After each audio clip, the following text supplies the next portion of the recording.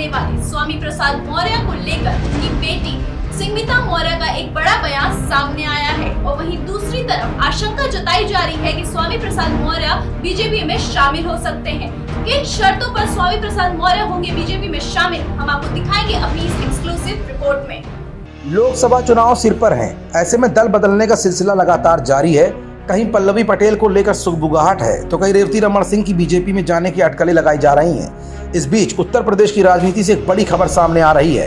अक्सर अपने बयानों से चर्चा में रहने वाले समाजवादी पार्टी के नेता स्वामी प्रसाद मौर्य की घर वापसी हो सकती है। मतलब सपा नेता स्वामी प्रसाद मौर्य बीजेपी में शामिल हो सकते हैं। इस बात के संकेत किसी और ने नहीं बल्कि खुद उनकी बेटी और बदायूं से बीजेपी सांसद संगमित्रा मौर्य ने दिए हैं। बीजेपी सांसद संगमित्रा मौर्य ने अपने पिता को लेकर एक बड़ा बयान दे दिया है। बीजेपी सांसद संगमित्रा मौर्य ने कहा कि वो अपने पिता और सपा महासचिव स्वामी प्रसाद मौर्य को फिर से पार्टी में लाने का प्रयास करेंगी। इसके साथ ही उन्होंने कहा कि पार्टी ने उन्हें जो भी दायित्व दिया है उसे वो पूरा कर रही हैं। संगमित्रा मौर्य ने आगे कहा कि मैं चाहती हूं कि हमारे बीच की राजनीतिक दूरियां खत्म हों। अगर पार्टी निर्देश दे तो उन्हें वापस लाने की कोशिश जरूर करूंगी। मेरी वजह से पिता को कटाक्ष सुनने पड़ते हैं और पिता की वजह से मुझे सुनने पड़ते हैं। हमारे बीच दूरी क्यों? इसके साथ ही रामचरितमानस विवाद पर भी बीजेपी सांसद संगमित्रा मौर्य ने अपनी प्रतिक्रिया देते हुए कहा कि ये सही बात है कि किसी की भी आस्था को ठेस पहुंचाने का काम नहीं करना चाहिए। बता दें कि स्वामी प्रसाद मौर्य ने साल 2022 में विधानसभा चुनाव से ठीक पहले योगी आदित्यनाथ कैबिनेट के मंत्री पद के साथ साथ बीजेपी से भी इस्तीफा दे दिया था। इस दौरान उन्होंने बीजेपी पर आरोप लगाया था कि बीजेपी ने सभी वर्गों के साथ अन्याय किया है।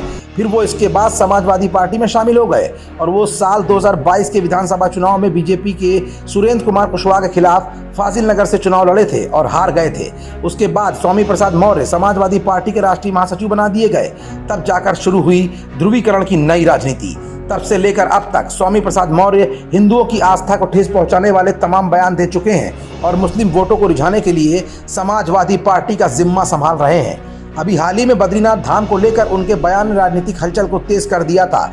लेकिन संगमित्रा की बातों पर अगर गौर किया जाए तो स्वामी प्रसाद मौर्य का बीजेपी में आना इतना आसान नहीं होगा, क्योंकि बीजेपी हिंदुत्ववादी सोच के साथ चुनाव लड़ने की तैयारी में है। तो ऐसे में हिंदुओं की भावनाओं को ठेस पहुंचाने वाले स्वामी प्रसाद मौर्य की पार्टी में एंट्री होने के बाद समीकरण क्या बनते हैं, ये अपने आप में बेहद सोचनीय प्रश्न बनकर रह गया है।